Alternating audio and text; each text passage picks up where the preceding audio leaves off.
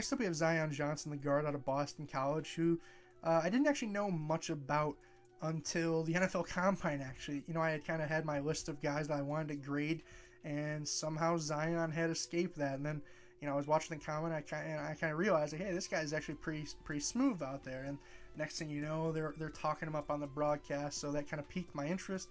I added him to the list, and here we are. I thought he was quite impressive, not just at the Combine, but on film as well. But since I mentioned it, we'll start with the Combine. He actually had a very positive day in terms of the, outside of the drills, the actual testing itself. He had a 4.46 shuttle, a 7.383 cone, a 32-inch vertical, a 9'4" broad, a 5.18 40, all of which outside the 40 are in the top 95, 96 percentile at the guard position. The 40 is still good as well. It's in the top 80 percentile, but regardless, a very impressive day otherwise. Then he had 32 reps on bench. You got to note that too as well, which you see that on film. I'll say that, no question. You see the power and the strength that he exerts. But 32 reps on bench is just phenomenal. In terms of the size, I guess I should mention that while we're here. Came in at 6'2.5", 314 pounds, which was right in line with what Boston College had him listed at. And yeah, in terms of the film evaluation, some of my pros, some of my cons, and just the grades that I gave him, I gave him a 16.75 in terms of him as a pass blocker. I thought that one area I should say that he was rather good at was once he was attached to a guy and once he made that initial contact with them, he was really good mirroring them in terms of their footwork and shutting down those second and third and fourth counters as guys tried to work from edge to edge, whether it was at guard from A gap to B gap or at tackle on a few reps from B gap to C gap. I thought Zion was very solid once he was locked up with a guy. Occasionally, there were times where he was late getting to guys, more so on, say, twist and late blitzes than anything else. And I had some questions about his foot quickness there, which is why I docked some points in that regard. But generally, more often than not, against the big guys on the inside, there were good reps, right? I thought he had solid power on his punches. That was one of the other notes that I made here. In terms of just the power and strength in general, I gave him a 13.5 out of 15, which I think goes to show the massive bench press number that he put up. You saw it on film. I know actually on film one of the notes I made was strong lower body, which is interesting because obviously he has a strong upper body there as well, but he's really built throughout, like his hamstrings and quads and pretty much everything. Whereas, say, Kenyon Green, last video that I did on the channel, you guys should check it out if you haven't, but I kind of mentioned he was a little bit more top heavy. Zion is certainly the opposite, I would say. Looks more like a traditional offensive lineman, whereas Kenyon, it kind of looked like almost a D tackle at times, right? But no, Zion, very strong guy, had an ability to anchor. I thought partially it was due to his weight, but then partially it was just due to the fact that he was so much stronger than some of these guys at times. Really tough to go through him, no question. In terms of some of the other grades I gave him a 13.5 on run blocking. One of the notes I made, which more so relates to mobility than anything else, but it was just that he was absolutely bullying linebackers and defensive backs on various poles and while climbing to the second level.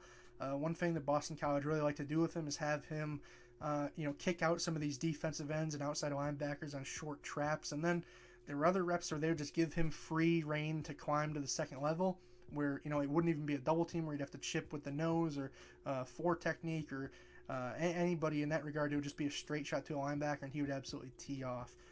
You could tell that he loved those reps and he thrived on those, no question. In terms of just a couple of the negatives that I had, a few times he would flip his stagger on twists. So what I mean by that is, say he's at left guard and there's a 3 technique to his left, and then obviously the 1 technique is to the center's right in the A gap, right? So if there's a twist and the 3 technique is crossing his face going away instead of kicking out to the 3 technique, and then maintaining his stagger and working back inside, inside foot up the whole time as he sort of power steps down back towards that A gap. Hopefully you guys are able to visualize this, but instead of doing that and cutting the guys off with his feet, he kind of flip his stagger, ride them with his upper body. But then a lot of times what happens with a twist is when one guy goes away,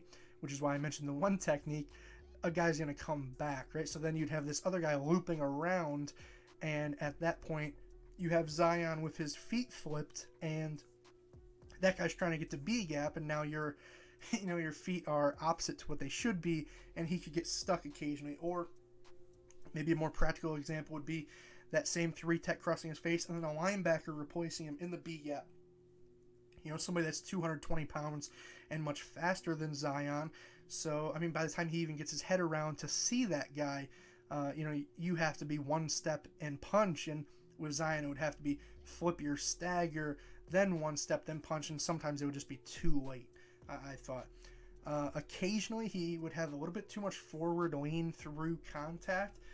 Didn't really get dumped at all on film that much from what I saw, but it's certainly a concern, which was interesting because, like I said, that strong lower body, I think I expected him to have maybe a little bit of a stronger base than he did, but at times I thought it was more of a leverage concern than anything else. So I gave him a 7.5 out of 10 there. Nothing too serious in that regard. There were plays where he was uncovered as the guard in pass pro, and he would kind of when you're uncovered as a guard on depending on what side you are, whether it's the man side, zone side, the rules will change.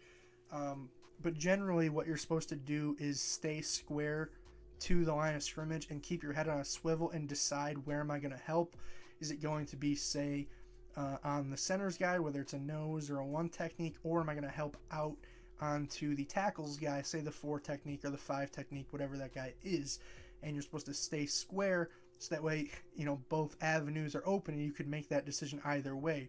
Whether that guy that the tackle has is going to B gap, whether that guy the center has is going to A gap, you could kind of help out in either one pretty quickly and fluidly. Whereas what Zion would sometimes do, and frequently do, I should say, is he would either turn his hips and declare like before he declared, so he wouldn't actually go trigger out onto the tackle, but if his eyes and head and hips are all facing that defensive end, all you're doing is opening another gap there for the center to have to cover, and you're just making his job harder, right?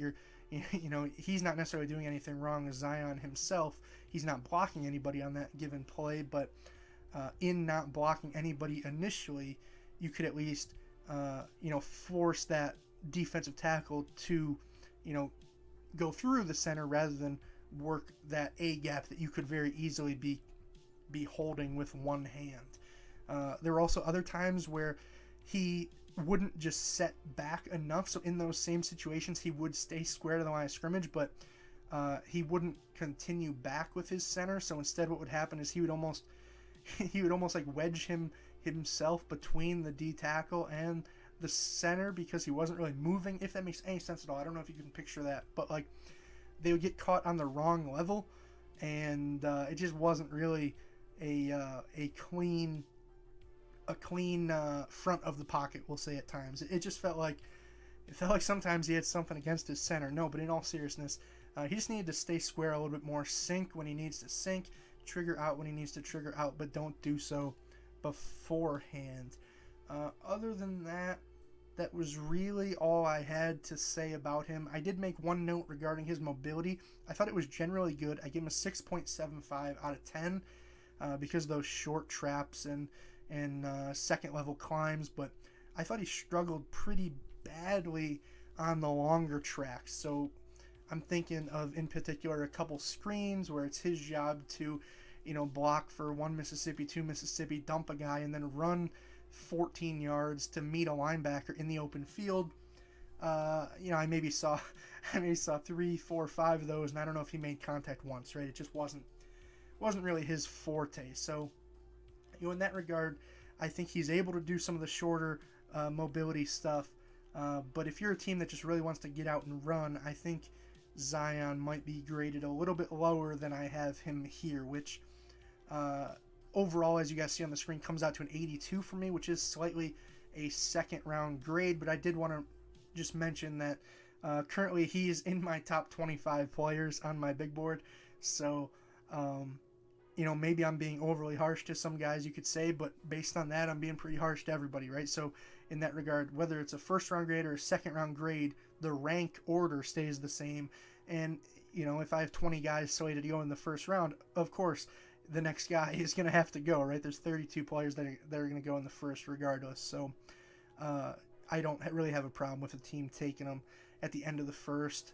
But the later you get them, right, the better value. I would definitely love a guy like Zion in and through the early to middle of the second, because I thought he was a very solid player overall. He had a good athletic profile in terms of the testing. I wish I maybe saw it sometimes a little bit more on film, but I think you can work on that.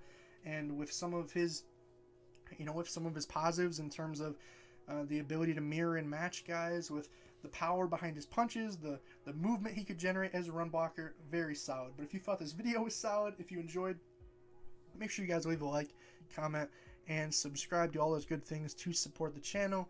It really helps out and helps you guys stay out on the look for future videos in your sub boxes and whatnot as I continue to pump out some of these scout report and draft related videos on the channel. So with that being said, that's really all I have for you guys in this one.